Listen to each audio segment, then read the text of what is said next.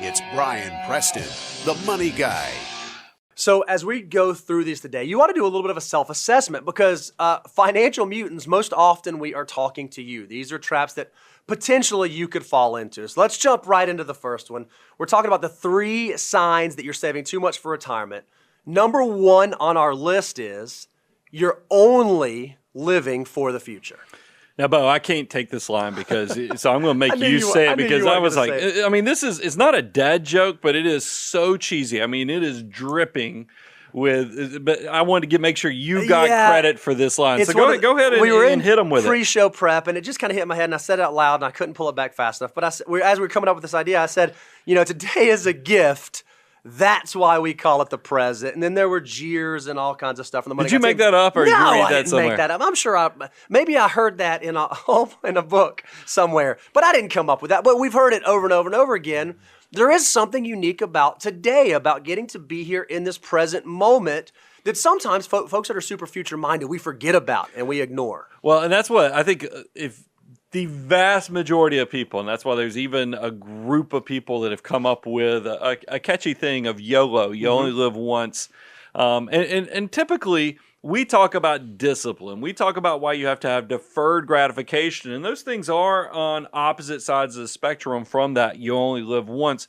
But there are limits, guys. I completely worry about people understanding that abundance and having that abundant life also means you do have to create experiences. You do need to create your best life through your 20s, through your 30s, through your 40s. Because if you're doing everything for the future, you might have some regrets. And it's not only from missing out on experiences, but unfortunately, as financial advisors, Bo, we deal with clients that have done this where they've saved.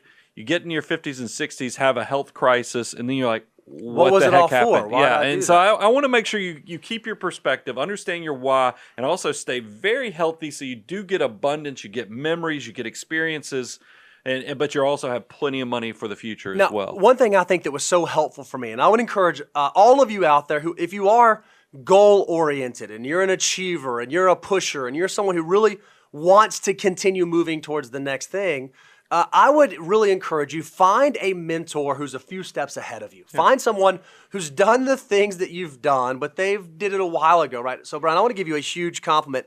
You have echoed this to me over and over and over throughout my career. Early on in my 20s, I said, Bo, you're in your 20s. You don't have to be so serious. Why don't you enjoy it? Hey, Bo, you just got married. Stop trying. It's okay to, hey, you just had kids. It's okay. You keep reminding me, stop and smell the roses. Enjoy this present season. Because while it may not sound as exciting as being in your 50s or in your 60s having millions and millions of dollars, there are some sweet things right now that you can't go back to. And you just want to make sure that you're not so blinded by your goals or the achievement you want to make it to that you miss that. And so you have been just a huge voice for me, bringing me back down on that. Well, I recognize achievers go through mental checklists where you're like, hey, I want to make $100,000 as soon as possible. I want to have $1 million by this date. I want to have $5 million by this date. I want to own a house by this date. And, so it's not uncommon that successful people, you're setting healthy goals, but you can also become so just laser focused on that issue that you become absolutely miserable to be around. You also blind yourself from experiences. And look, I want you to have that focus. I want you to be disciplined. We talk about it all the time, but make sure you know the limits, you understand the why, because there is a healthy balance there. And another thing, Brian, there's actually a practical application or practical implication of this as well. And we see this all the time. Folks that are really great savers, but the way that they save is they max out their Roth IRA and they max out their 401k and they do that and they do that and do that.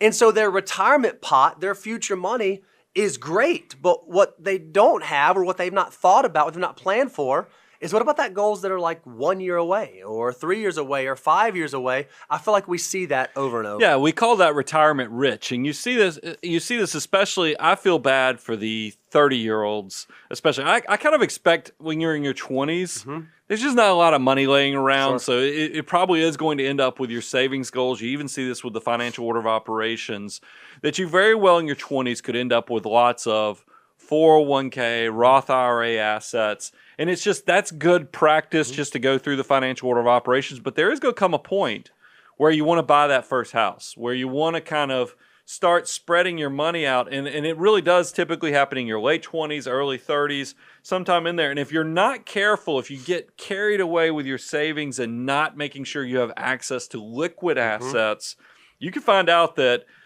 things that are negative to your financial life, like car purchases, you don't have the liquidity to do them appropriately. And then I see this also all the time too, is that I have actually experienced clients that have 7-figure retirement accounts but can't pay cash for a car, or can't do a home renovation or a home repair where they put a new roof on their house, because all of their money is locked up into retirement accounts that are essentially put away until they reach 59 and a half to 60 years of age. Now, I know when I was a much younger person, I say, yeah, Brian, I hear you, but man, I want to be saving. I want to get to my 25%. I want to be saving 40%. I want to do this. I want to do this.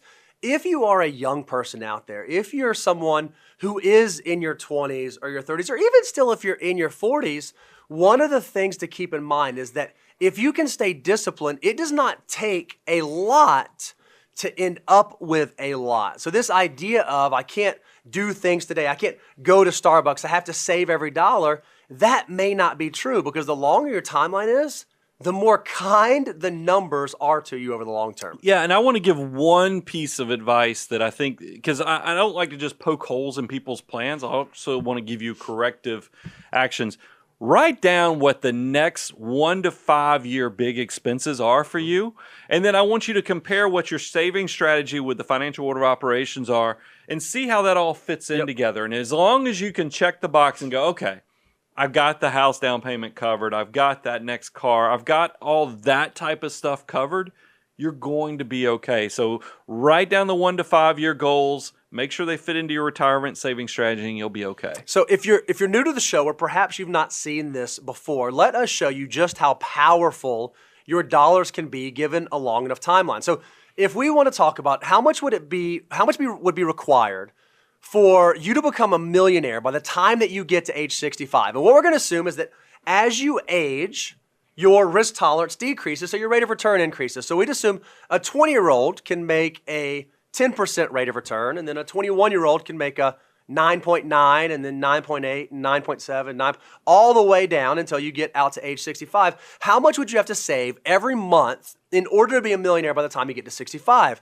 Well, what's really, really exciting is if you are someone, maybe you're in college or just got out of college and you're listening to this show, it only takes you $95 a month to get to millionaire status by the time that you retire. That's so exciting. If you wait until 25, it still only takes about $158 a month. I'd argue that's very, very doable. If you wait until 30 and you start at zero and you want to be a millionaire by 65, you've got to save about $270 per month to do that. At 40, the number goes to $780 a month. And then if you wait till 50 to get started, right? If you wait all the way until you get out to age 50, say, you know what? Oh man, I've not been paying attention. Now is the time I've got to start. It does become a lot harder. Now you've got to start saving $2,500 a month if you want to get to millionaire status by the time you get to 65. But I actually think that's kind of encouraging, Brian, because one of the things that happens as you get into your 40s and into your 50s, it's likely you're getting into your higher earning years, right? You have more ability to save. Maybe some of those messy middle 30 things have fallen off. What I think is really incredible is every $2,500 per month that you can save starting at 50 will be another $1 million in your retirement portfolio. That is just how powerful your army of dollar bills can be for you. We typically use this chart to motivate, because I want everybody to know every dollar when you're 20 years of age has the potential to turn into 88. Every dollar when you're 30 years of age has the chance to turn into $23. So that's very motivating. But there can be, and I said this earlier, too much of a good thing.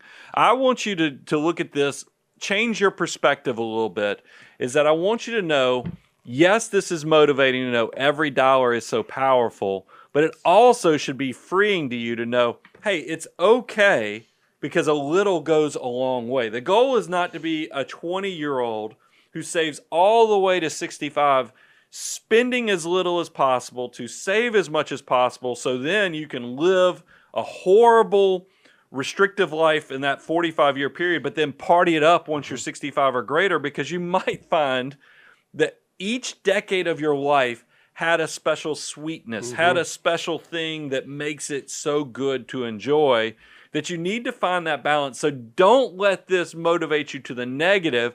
Use this as a tool to know what you need. This is why we talk about planning is so important in the process, so that you can know what's just enough, and so that you get into that Goldilocks situation. That's what I want you to get more than enough, but not so much that you've missed out on so much of life. Now, again, one of the beautiful things, if you don't have a chance to hang out with us live, we record these shows live, and there's a chat going right now. And one of the people said, no, you can't save too much for retirement, Brian. If you just save too much early, you can just retire earlier. You can just remember, these are signs that perhaps you have an issue. And one of the signs is you're only living for the future. So even if you are a FIRE person, right? Even if you are someone who wants to retire really, really early in your 40s, I would make the argument you can still accomplish that goal without sacrificing everything now, because you only get to be in your 20s one time. Yeah. You only get to be in your 30s one time. So make sure you're just doing an assessment to make sure you understand why you're making the decisions that you are making.